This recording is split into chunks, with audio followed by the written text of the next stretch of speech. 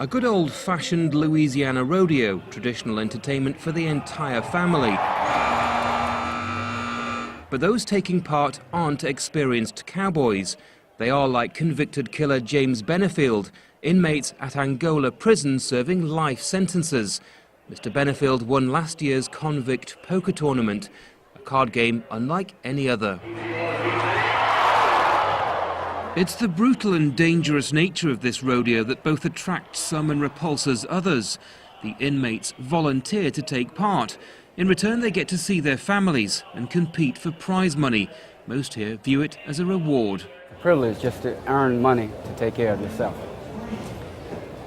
Little small things they have taken away from us, so it's a privilege to be able to earn some back. It's dangerous for them, but they'll tell you they have nothing to lose. They're not professionals. They do the best they can, and it's just fun watching them. Sometimes you see them get hurt, and you have feelings for them, no matter what, because they're human.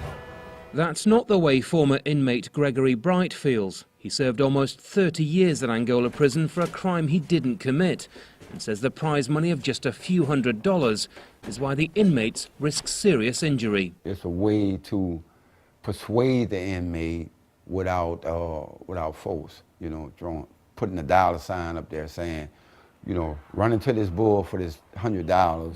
The cruelty and the disadvantage that the inmate face is I think is designed.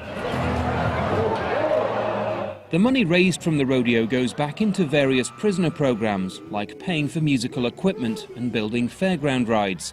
It's also claimed it helps reintegrate the prisoners if they're ever released. It's a reward that we have the rodeo and they can take part in this because they get to interact with the public. And since they all have life sentences, basically they're not just lost forever to be up here behind this remote place and never see another human being other than an inmate or a guard. That's not healthy for them. We want them to rehabilitate, so if one ever got out, he wouldn't hurt you again. Whether you think this is exploitation or the expression of freedom, albeit for only a few seconds, is the big question here. But the fact remains this rodeo has grown year on year for the past 4 decades, and the only thing stopping it growing further is the very infrastructure within ththese prison walls. Andy Gallagher, BBC News, Angola Prison, Louisiana.